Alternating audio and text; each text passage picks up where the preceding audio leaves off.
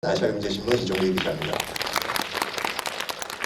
안녕하세요. 정수 기자입니다.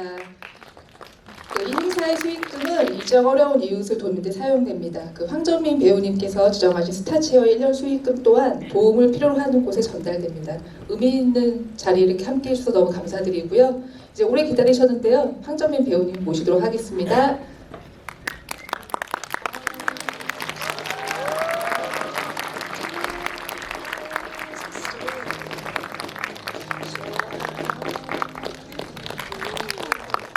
안녕하세요. 안녕하세요. 네.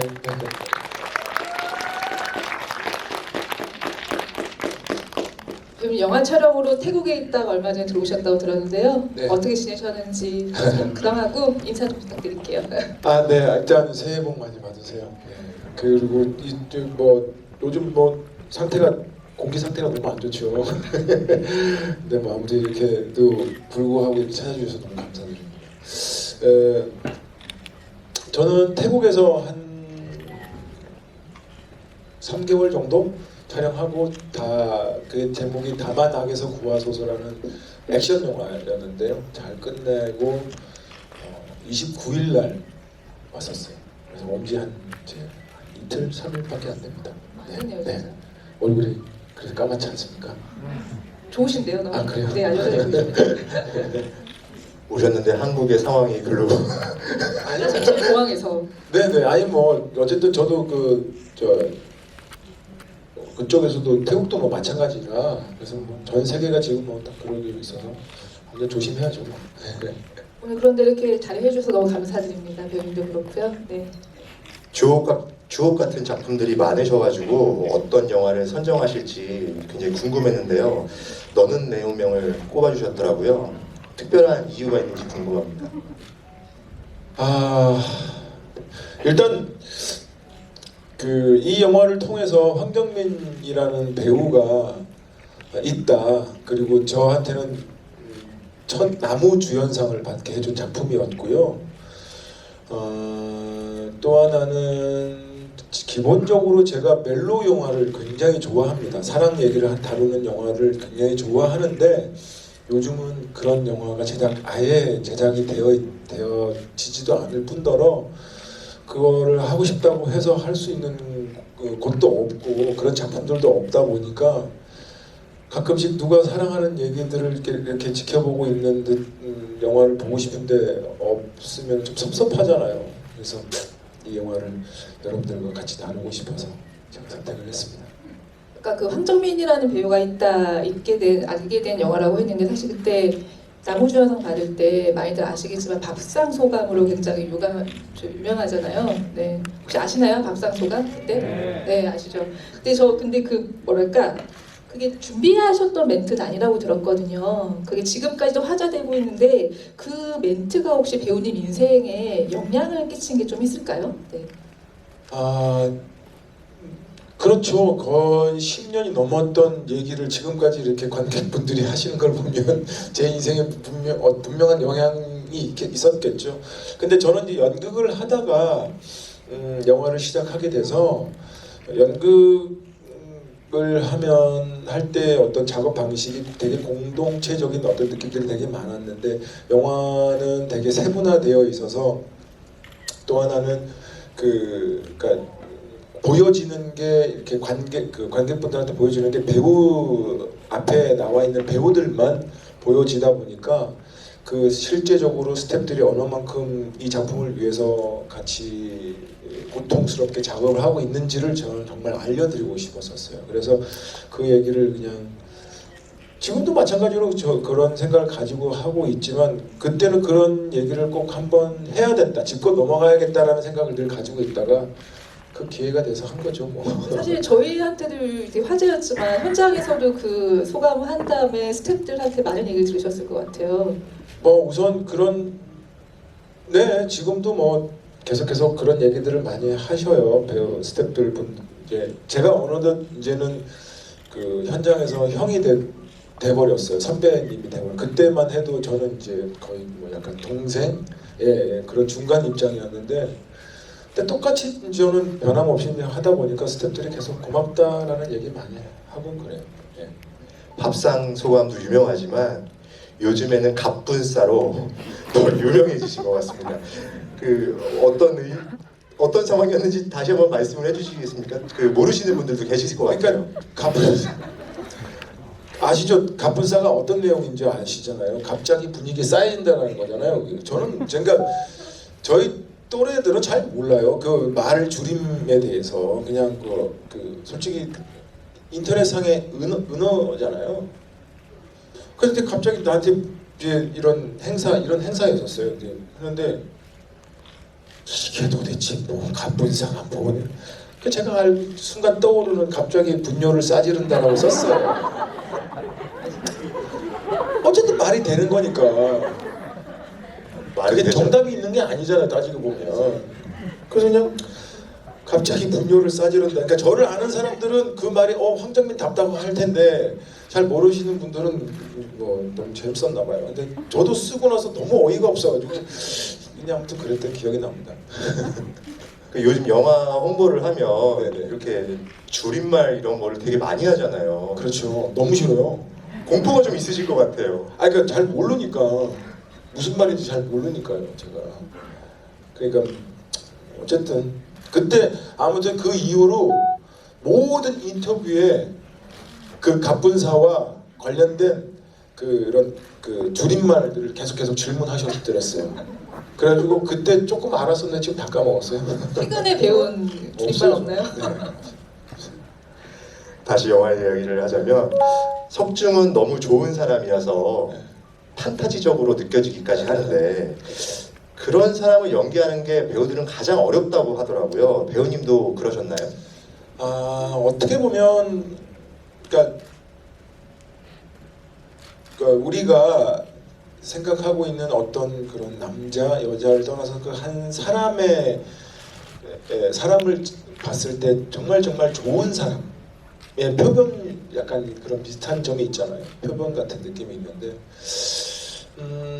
처음에 그 영화를 시작하면서 제가 제일 고민스러웠던 건 이 심파적인 이런 느낌들을 어떻게 하면 관객들이 그 관통하고 관객들의 진심을 그 석중과 은하의 그 진심을 관객들하고 같이 공감할 수 있을까에 대한 고민을 되게 많이 했었어요. 그때 그 감독님하고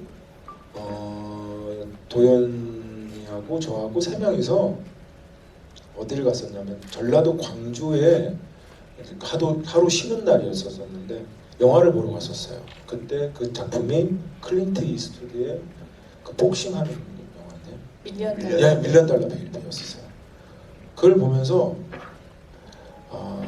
처음에는 저희가 이렇게 막 그러니까 시골 얘기고 근데 이런 좀 심파적인 요소가 강하다 보니까 뭔가 좀 카메라 웍이나 이런 것들을 조금 더 다양하게 좀 관객들한테 좀 해줘야 된다. 그래서 좀 이런 심파적인 것들을 조금 상쇄시킬 수 있게끔 하자라고 막 그런 얘기들을 되게 많이 했었었는데 그 밀리언 달러 베이비를 보면서 깜짝 놀랐던 거죠. 그러니까 다들 보고 좀 뭐 뒤통수를 그냥 제대로 한 대 맞은 듯한 느낌이 있었어요. 그러니까 그 연기 잘하는 배우들이 있었지만 카메라 웍이나 그런 게 없었어요. 그냥 카메라를 딱 이렇게 뻗쳐놓고 그냥 그분들의 연기로 이렇게 이 스크린을 채우는데 너무너무 영화가 좋았었거든요. 그래서 저게 정답이구나. 그러니까 배우의 연기가 진심이 정확하게 전달이 되고 거짓말하지 않고 정말 좋은 연기로 딱 하면 아무리 영화가 심파든 뭐든 간에 관객들은 좋아할 것이다. 이 소통이 된다라는 이제 저한테는 그게 어쨌든 하나의 확답이 생긴 거죠. 그래서 이제 그 너는 내 운명이라는 작품이 그런 식으로 그냥 무식하게 관통하기 시작했던 것 같아요. 정확한 게 사실 저희도 너는 내 운명을 좋아하는 이유가 어떻게 보면 되게 낯간지러울 수 있는 대사도 많고 그런 거 많은데 그런 상황들이 전도연과 황정민이라는 두 배우를 통과하는 순간 뭔가 진짜처럼 보이는 마법이 일어나잖아요. 아까 말씀하셨듯이 연기라는 건 일종의 거짓말이고 근데 그 거짓말을 관객들한테 진짜처럼 보이게 할 수 있는 연기의 변수랄까? 그런 것들이 좀 있을까요? 연기할 때? 그러니까 연기하는 동안만큼은 정말 그 은하를 사랑하고 그 은하라는 사람이 없으면 안 될 것 같은 내 그 마음을 계속 촬영하는 내내 그걸 유지하는 게 되게 힘든데 아무튼 그게 제일 중요했었어요. 사랑을 하게 되면 설레잖아요. 근데 그 설레는 연기를 어떻게 하겠어요?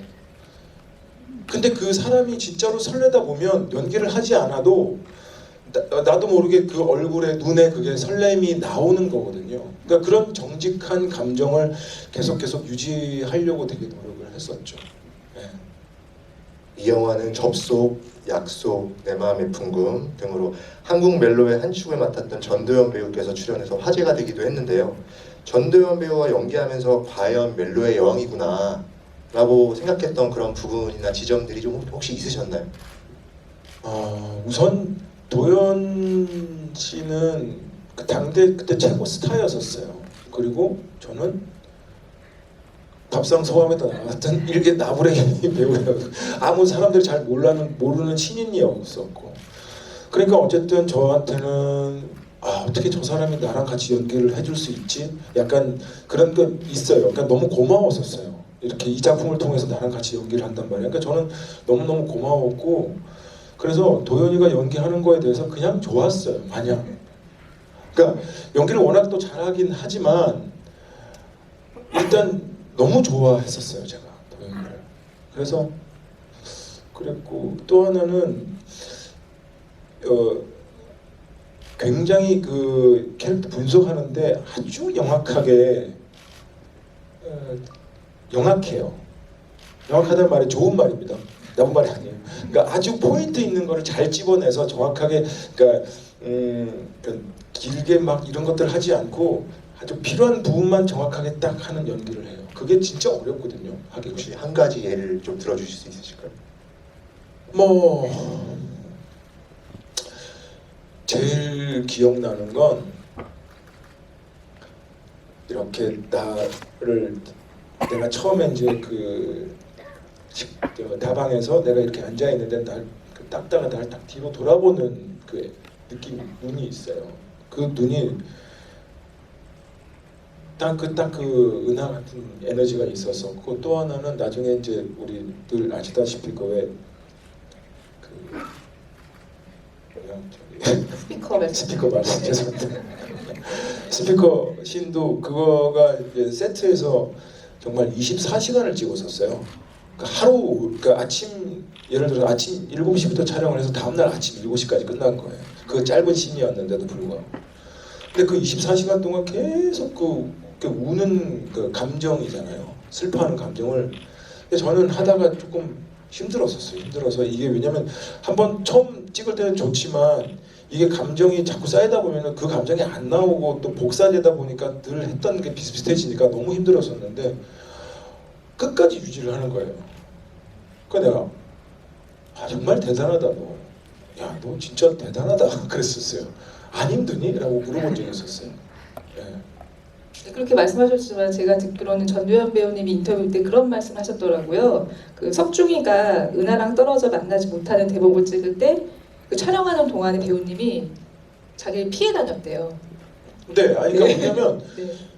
같은 이제 우리 숙소를 쓰니까 물론 씬은 틀리지만 어쨌든 지나가면 밥 먹을 때는 좀 보잖아요. 그럼 좀 말이 안 되잖아.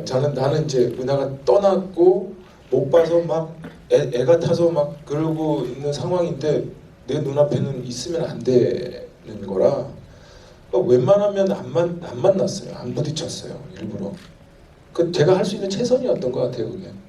보통 영화 찍을 때도 이렇게 캐릭터에 몰입해가지고 그렇게 밖에서와 네, 그런 편이긴 해요. 왜냐하면 그러지 않으면 그러니까 그렇게 해도 연기가 될까 말까인데 그 역할에 대해서 그런 식으로 몰입을 하지 않으면 조금 저는 힘들어서요. 네. 아직 연기를 좀 더 열심히 해보겠습니다. 자리가 불편해지고 있어요. 영화 초반과 네. 후반부 외모에 큰 차이가 있는데요. 네네네. 은하와 헤어지고 1년 뒤 이야기에서는 살이 쪽 빠져 있으세요. 이 모습을 촬영하면서 완성하셨다고 들었는데 사실인가요? 네네. 그러니까 애초에 제가 시작할 때 93kg, 지금보다 한 20kg 넘게 찌웠었어요. 이렇게 찌웠는데 저는 솔직히 살 빼는 건 그렇게 어렵지 않은데 찌우는 게 너무 힘들었었어요. 왜냐면 늘 체형이 어릴 때부터 지금까지 계속 이랬으니까. 근데 이제 그거를 이제 먹는다고 그래서 이게 또 생각보다 쪄지지가 않더라고요. 이게 그러니까 참 사람 몸이 신기한 게 그때 알았는데 많이 먹으면 또 많은 대사량이 있어요. 그래서 생각보다 잘 안 쪄요. 저기 갑분싸가 떠오르는 죄송합니다. 아무튼 그런데 그러고 나서 이제 근데 처음에 왜 그렇게 했냐면 그 실제 그 당사 주인공이었던 그 분이 그 감독님께서 저 이 영화 시작하기 전에 사진 2장을 주셨어요. 근데 원래 있는 사진과 살이 쪽 빠진 사진 2장이 있더라고요. 그래서 이분이 이렇게 돼서 이렇게 됐다. 그 여자분을 만나서 그래서 이거 어떻게 하죠? 아무튼 제가 해보겠습니다 했는데 막상 제가 할 수 있었던 건 어쨌든 열심히 찌웠고 그러고 나서 저한테 주어진 시간이 한 열흘 정도 동안 이제 다시 원래대로 만드는 거예요. 20kg 빼는 거였는데 뭐 어쨌든 뭐 안 먹으면 빠져요. 빠지긴 하는데 머리도 같이 빠져요. 그래가지고 어쩔 수 없는 거라.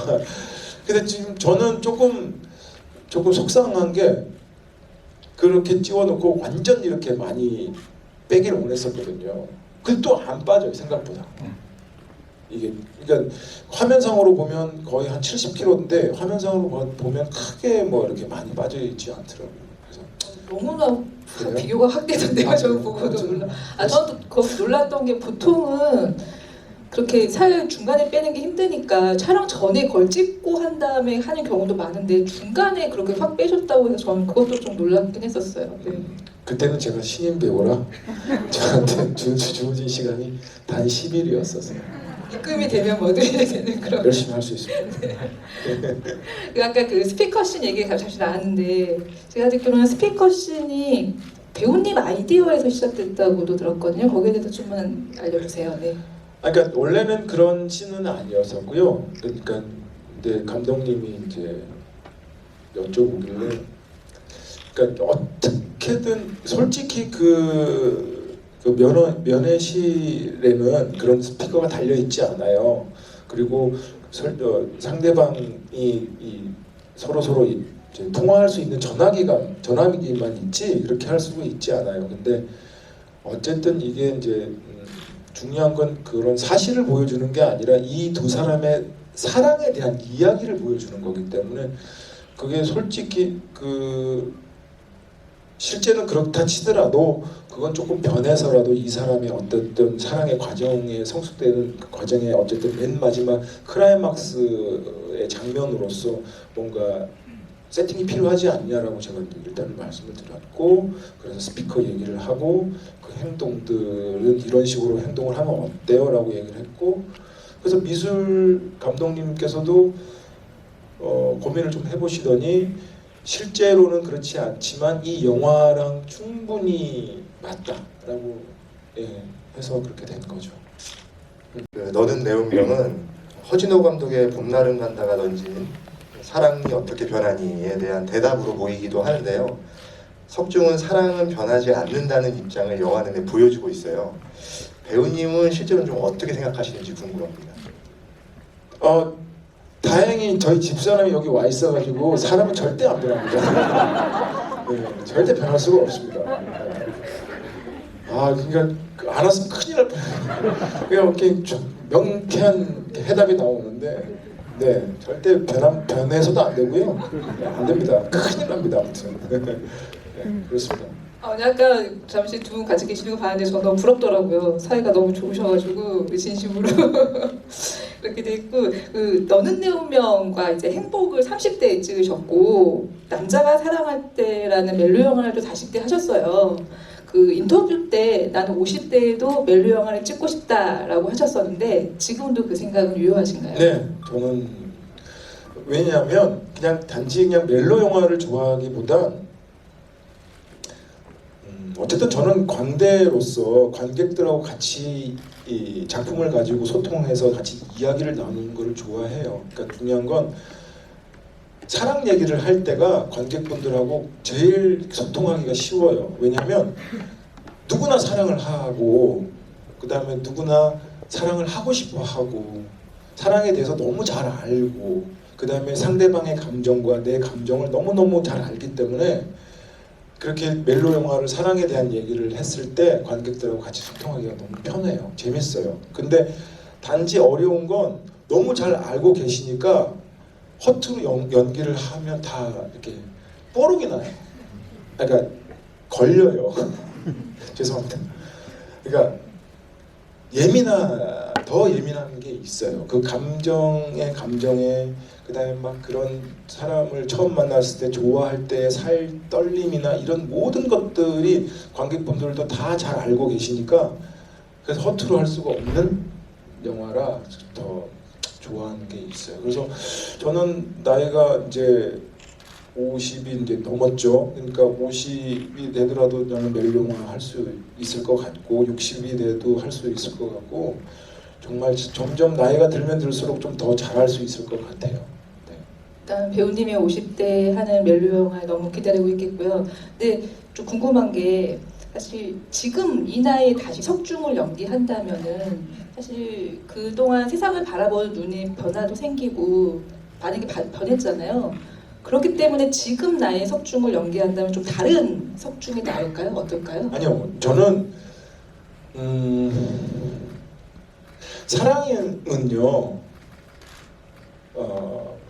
너무 단순해져야 돼요. 한결같아야 되기 때문에. 그래서 이게 뭐 사랑 때문에 이것 재고 저 재고는 재미없어요. 그건 사랑이 아니고 그냥 오롯이 그냥 한결같은 그냥 이거 지금 제가 아마 너는 내몸 해도 석중 같은 그 에너지일 거예요. 똑같을 거예요.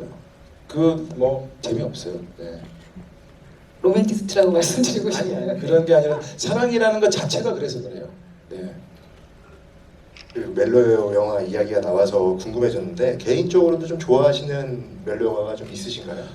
많죠.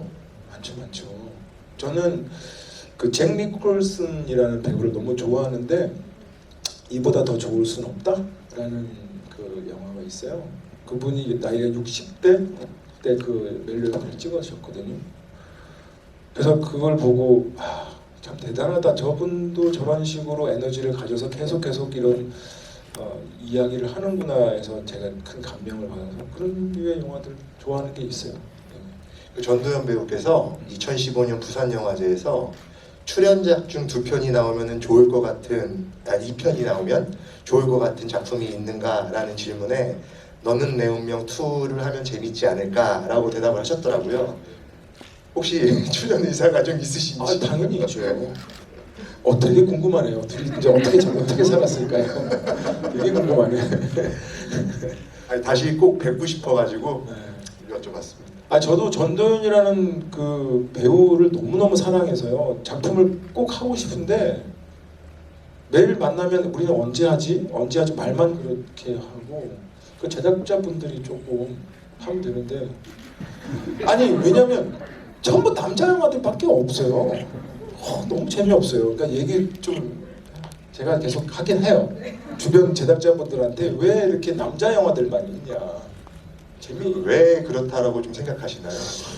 그건 잘 모르겠어요. 일단은 여자 영화가 왜 안 만드는지 잘 모르겠는데 그 얘기하기가 조금 불편한가요? 그러니까 아무튼 좀 아니면 남자 영화들이 얘기할 수 있는 그 범위가 조금 쉬워서 그런 건가요?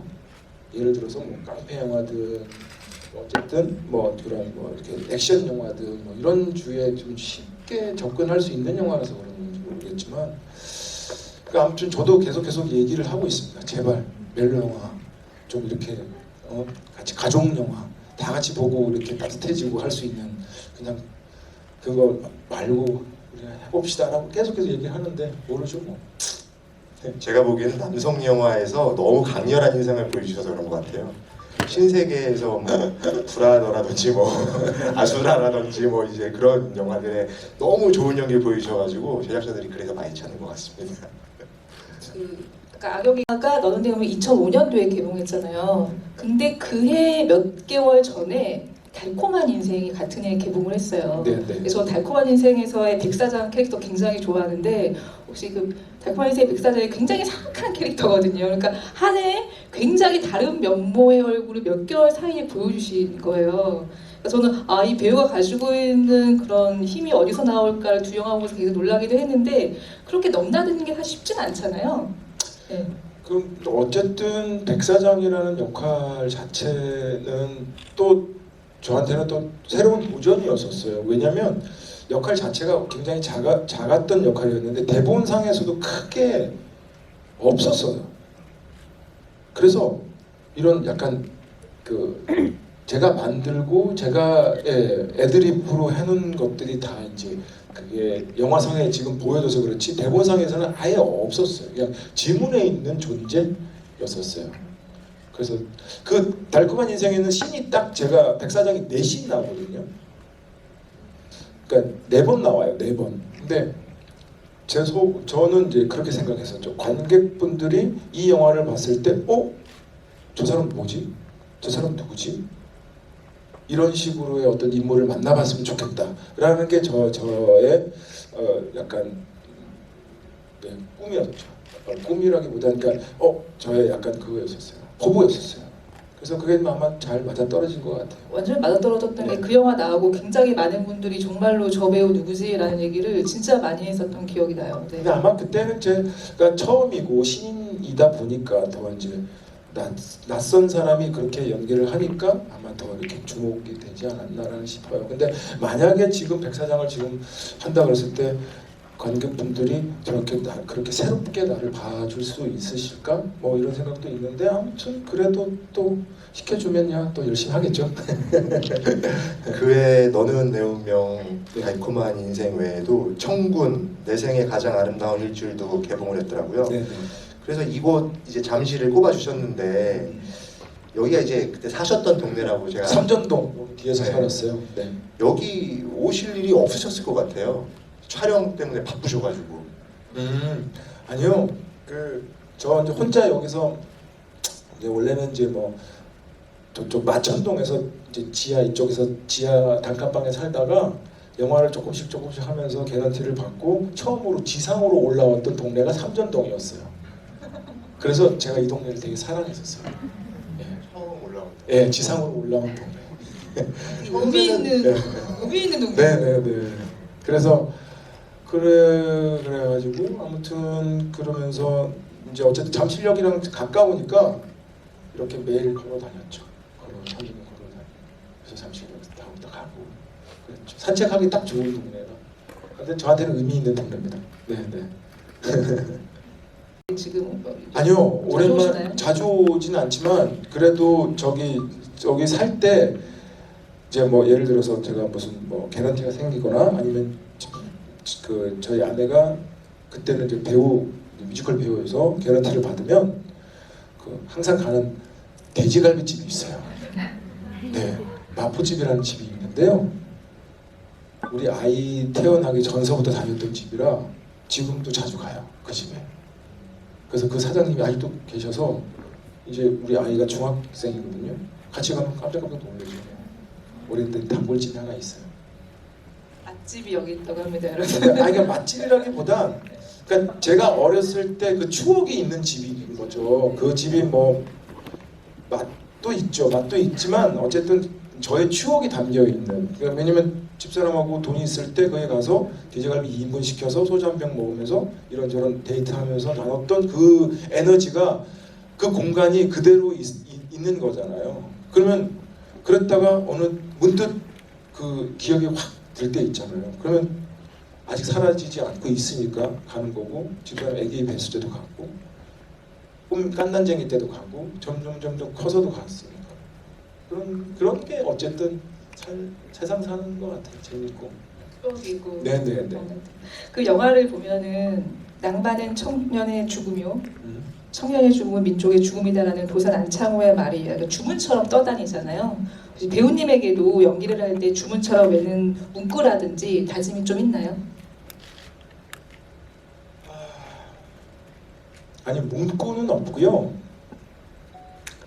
저한테 스스로한테 약속하는 게 있어요. 그러니까 영화 지금부터 제가 그러니까 지금까지 영화를 해오면서 수십 편의 영화를 해오면서 단 한 번도 약속을 어겨본 적이 없어요. 그러니까 예를 들어서 현장 시간이든 뭐 그러니까 오늘 이제 아침에 이제 콜타임들이 나오잖아요. 그러면 6시 보통 뭐 7시 콜타임이 나오는데 단 한 번도 어겨본 적이 없어요. 그건 어릴 때부터 시작 얘가 할 때 절대 어기지 말아야지. 이 사람들하고 약속 꼭 지켜야지. 그래서 늘 1시간 일찍 가요.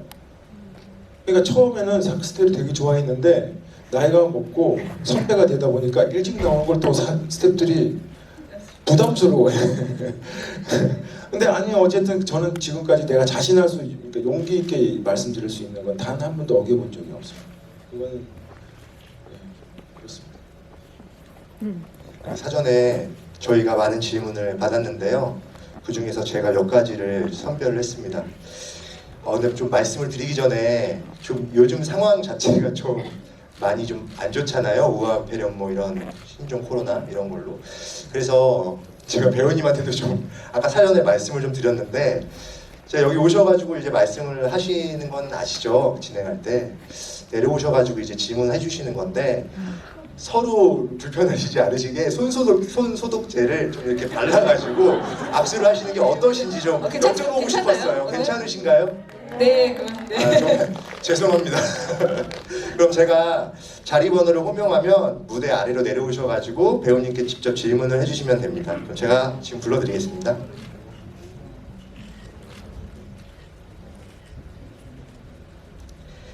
B1번님. 이분은 2개를 적으셨는데 A21, 22로 적으셨거든요. 한 분만 나오시면 될 것 같아요. A21 아니면 22. 이쪽으로 와주시면 됩니다. 네, 왼 J20님, A15님, 15님,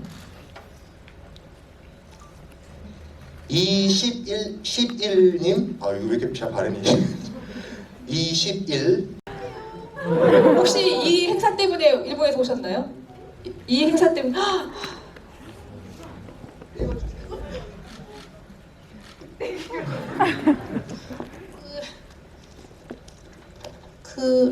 질문이 있습니다. 배우님이 운명이라는 순간이 지금까지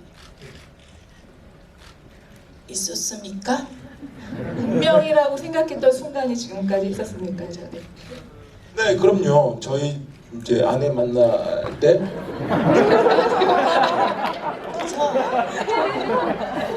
아니 왜냐면 저 캐치라는 공연을 할 때였어요. 뮤지컬 캐치를 할 때였는데 딱 순간 들어올 때 보고 저 사람이랑 결혼할 것 같은데 라는 생각이 들었었어요. 그래서 그런 게 있었고 또 하나 그 다음에 어쨌든 작품으로 따지자면 진짜 그 작품 매 작품 제가 했던 작품들은 저한테 인연이에요. 저의 인연이에요. 그러니까 작품 할 때 만나는 배우들과 스태프들도 제 인생이 처음이자 마지막인 작품이잖아요. 그러니까 인연인 거죠. 그래서 허투루 할 수가 없는 운명인 거예요. 그러니까 굉장히 중요한데 그래서 매번 작품 할 때마다 저는 저 스스로한테 물어봐요. 너가 이 작품을 하게 되는 거에 대해서 후회를 하니 안 하니라고 스스로한테 물어봐줘. 그러니까 후회를 안 하면 당연히 하는 거고 후회를 하면 이 작품을 안 하면 되는 거거든요. 근데 어쨌든 이 작품이 나한테 와서 내가 이 작품을 유심 있게 보게 되고 하게 되는 이유는 운명인 거죠. 큰 운명인 거죠. 왜냐하면 3, 4개월 동안 그 배우와 스태프들이 정말 가족들보다 더 많은 시간을 보내면서 이 작품을 선보이는 건 그러고 나서 그 영화는 끝이잖아요. 제 인생에서.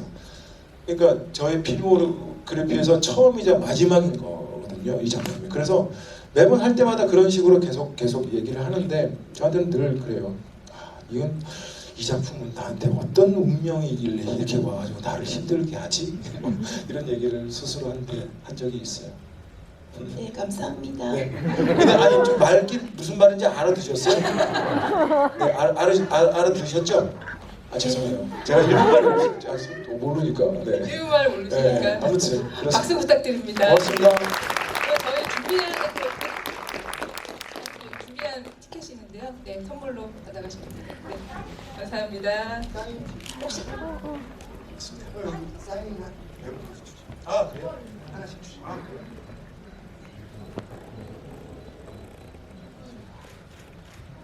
사진 안 찍어요? 사진 제가 찍어드리겠습니다. 사진 제가 찍어드릴게요. 사진 찍는 게 중요한 거예요. 아, 역시 아시네요, 배우님이. 포유 주시면 제가 찍어드리겠습니다. 보통 이렇게 하면 돼요. 여기 앉으세요.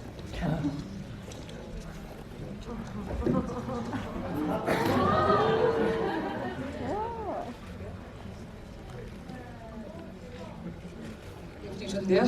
감사합니다. A21 또는 22님. 네.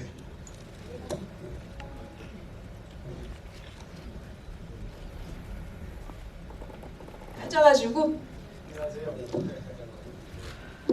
아, 예, 항상 영화 잘 보고 있습니다. 근데 항상 이제 술톤이라고 유명하신데 회장은 광고하신 진짬뽕을 하시는지. 그렇습니다. 진짬뽕으로 합니다. 근데 요즘 진짬뽕 그 CF가 끊어졌어요. 그래서 요즘에는 안 할 때도 있습니다. 농담이고요. 아 제가 술톤이라는 얼굴 빨개서 그렇죠. 저도 왜 빨간지 모르겠는데요. 그 뭐 술을 많이 먹어서 빨간 건 아니고요. 예, 그냥 빨개요. 그렇게 화나신 건 화나신 건 아니시죠? 아니 아닙니다. 네. 영화 너무 잘 봤습니다. 고맙습니다. 끝이에요? 네, 박수 부탁드립니다. 사진 제가 찍어드릴까요? 받으시고요. 네, 사진 찍어드릴까요?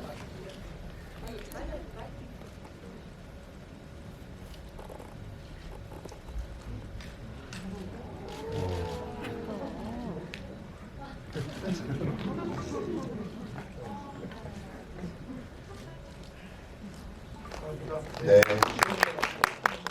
사인지 받으셨나요?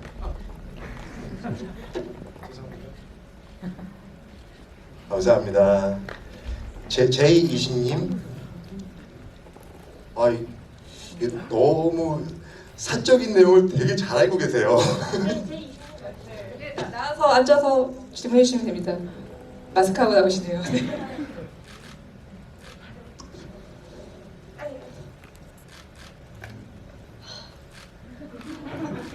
심호흡 한번 하시고. 사전 정보 너무 없어요.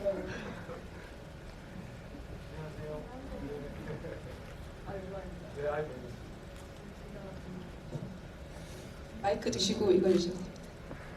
저 사나이 픽처스의 작품을 많이 하셨잖아요. 네네네. 그래서 거기 닭도리탕 멤버들이 계신 걸로 알고 있는데 네네. 혹시 차기작을 함께하고 싶은 배우분이 계시다면 어느 분이신지.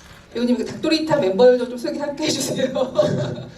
아니요 뭐 그 근처에 먹을 만한 뭐 소주 한잔 하면서 먹을 수 있는 게 그게 이제 그 집밖에 없어서 자주 가긴 하는데요.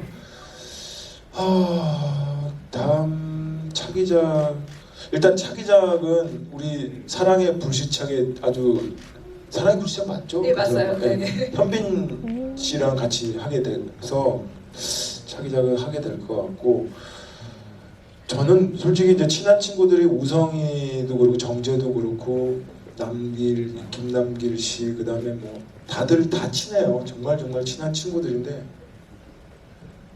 어쨌든 그 친구들하고 하는 거는 너무너무 행복한 일이죠. 근데 그것도 마찬가지로 작품이 어떻게 어떤 식으로 전달이 될지 모르니까 못하고 있는 거. 말은 맨날 같이 해요. 언제 해요? 같이 그렇게 얘기는 하긴 해요. 네. 수리남 작품은 그 교섭이 3월달에 들어가거든요. 근데 그 이후의 작품이라 지금 아직 선택은 못 하고 있었어요. 지금 고민 중이에요. 그거는 영화가 아니고 드라마여서 그러니까 제가 이제 드라마를 섣불리 이렇게 하기가 어려울 수도 있어서 시간도 많고 그래서 좀 고민 중이긴 합니다. 네. 네. 감사합니다. 감사합니다. 모르시고요. 혹시 사진 찍어드릴까요? 괜찮나요? 네, 괜찮습니다. 네. 감사합니다. 네, A15님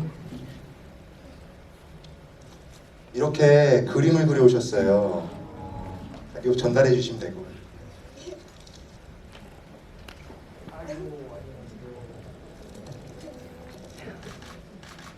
관객분들한테 한번 보여주시죠 그거.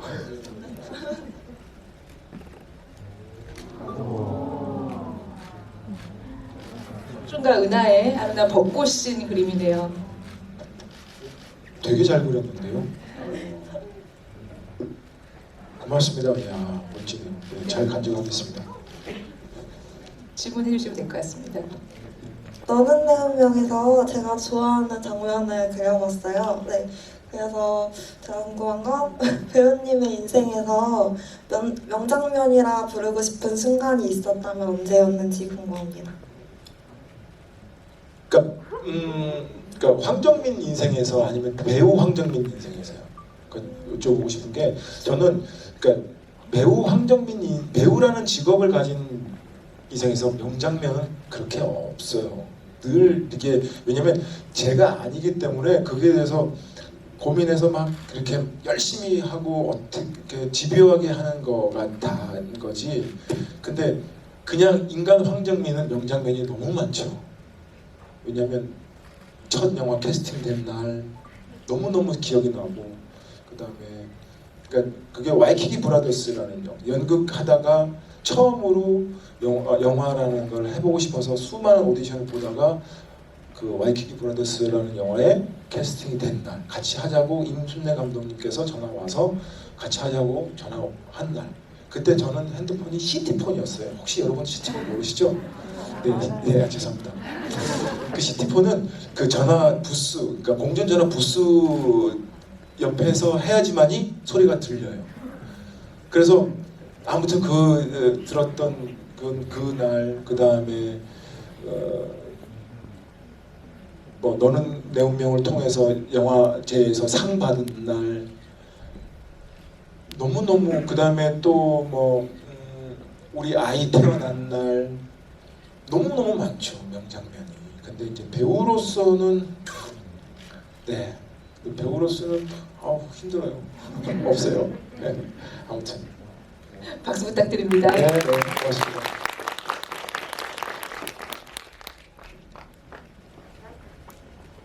사진 찍어드릴까요? 여기 앉으시고요. 가족 사진 찍으세요. 아니, 안 그래도 지금 가족 사진처럼 나오고 있어요. 계속 사진이.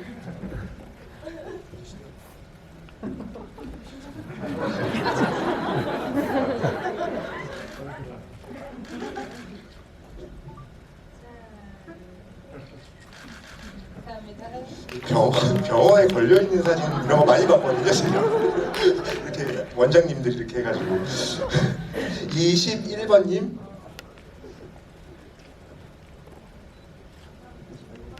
네, 안녕하세요. 네, 저 안녕하세요. 와이키키 브라더스 때부터 너무 팬인데 아이고 고맙습니다. 질문이 그렇게 좋은 것도 아닌데 뽑아주셔서 너무 감사하고 일단은 연극 뮤지컬 영화 종이물질 활동하시는데 가장 애정 있는 분야는 어느 분야신지 하고 저희 PS가 콘서트나 팬미팅 같은 거 해주시면 너무 감사하겠습니다. 우선 PS부터 답변을 드리면 제가 보기엔 그래도 조금 쑥스러움을 많이 타서요. 예, 그래서 그리고 팬미팅을 뭐 하자라는 얘기들이랑 제안들은 굉장히 많았는데 제가 그냥 다 거부를 했었어요.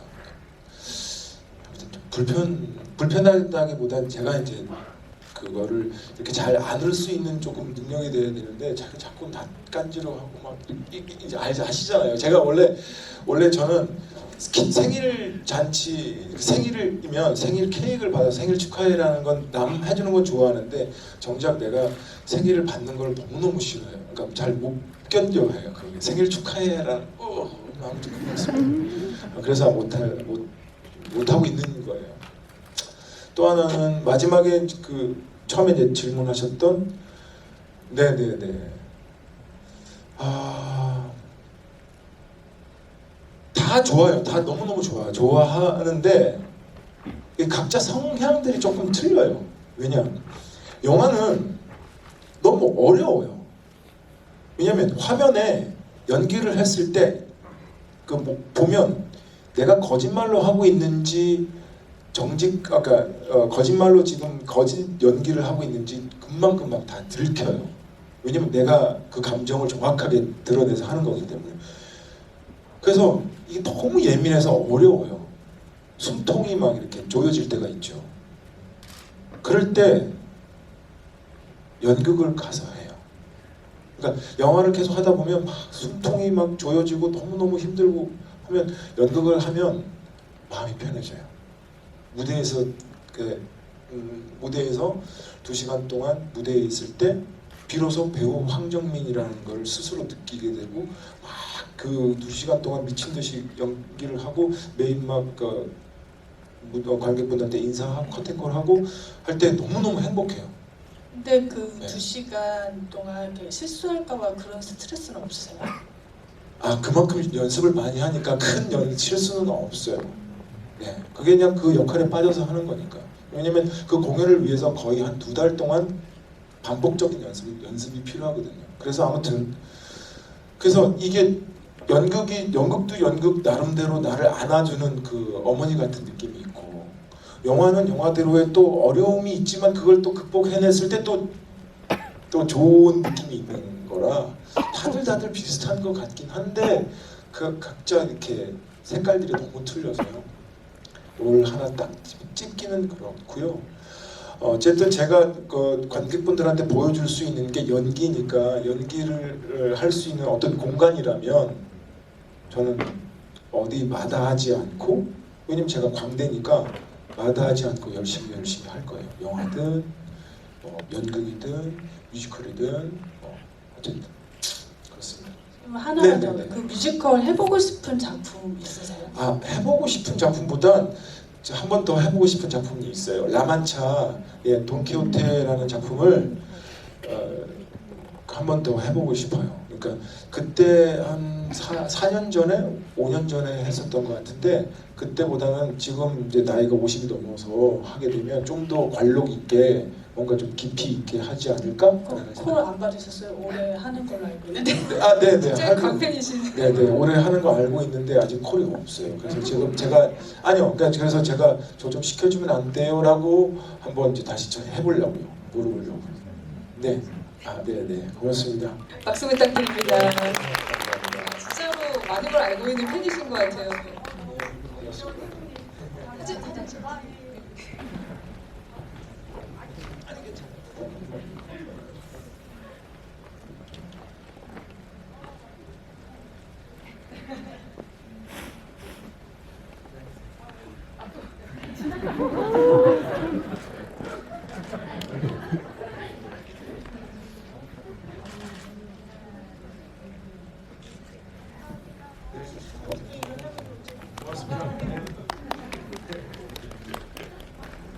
네, D10번님.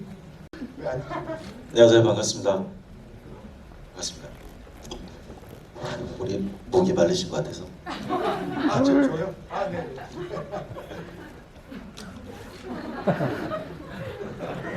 진행 본능이 계신. 아니요, 저는 제가 너는 내 운명이라는 이 영화는 제가 여기서 처음 봤거든요, 사실.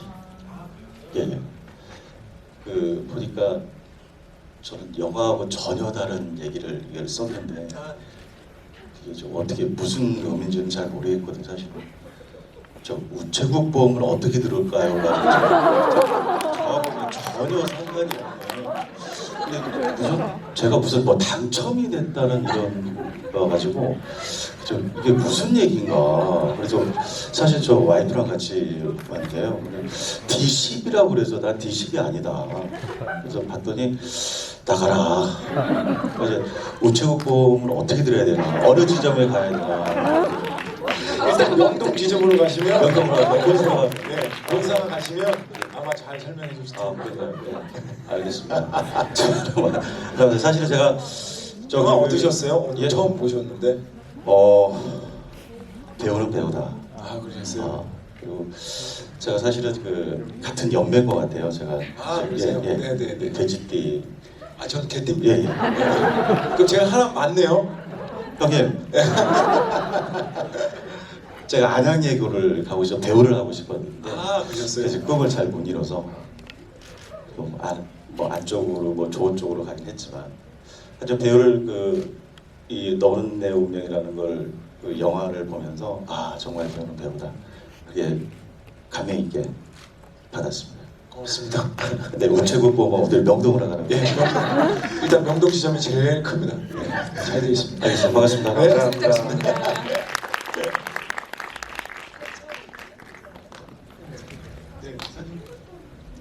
부탁드립니다. 아 여기가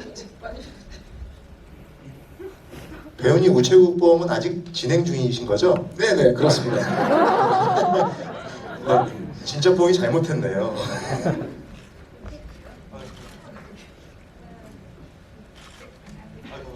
감사합니다. 감사합니다. 좋은 질문 주셔서 감사합니다. 롯데컬처업스에서 황정민 배우님을 위해서 스타체어를 준비했는데요. 앞서 말씀드렸듯이 그 의자에서 나오는 1년간 수익금이 어려운 이웃들에게 전달됩니다. 처음 의자에 앉으신 관객분을 위해서 황정민 배우님께서 조그만 선물을 마련해 주셨는데요. 그 자리가 어디인가요 이제? 하도윤 배우님께서 직접 소개해 주시면 좋을 것 같아요. 좌석.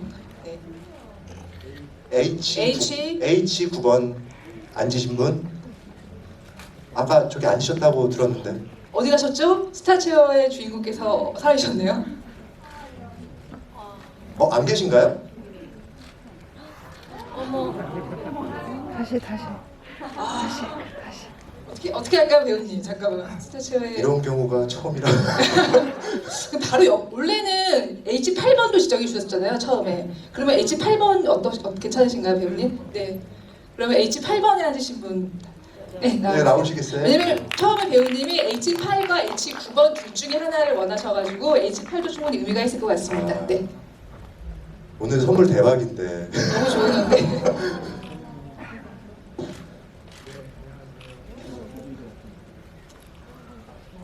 아, 이건 제가 아수라랑 베테랑 그 DVD인데요. 아직 안 뜯은 건데 이게 제가 이게 살짝 뜯은 건 뭐냐면 사인하기 위해서 표지만 살짝 뜯었습니다. 혹시 제가 마이크 드릴게요. 혹시 배우님께 질문하고 싶은 거 있으시면 말씀하세요. 질문보다요. 제가 연휴 때 그 배우님 영화들을 싹 봤어요. 아, 그러셨어요? 네, 그래서 너무 좋아서 여기 또 기회가 있어서 오게 됐는데 그래서 너무 감사합니다. 네, 아이고 잘 됐네요. 고맙습니다. 사진 한번 찍으시겠어요?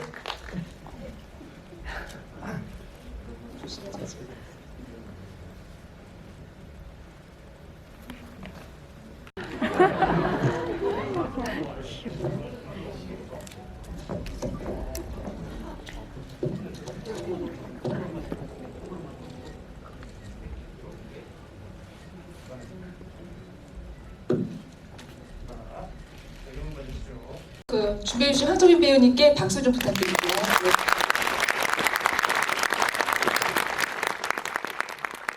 오늘 자리를 내어주신 관객분들에게 제가 마지막으로 인사 말씀 부탁드리겠습니다.